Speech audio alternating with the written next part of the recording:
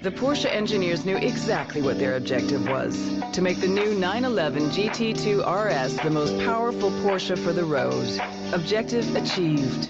The water-cooled 6-cylinder bi-turbo Boxster engine with 4-valve technology delivers its power through the rear axle.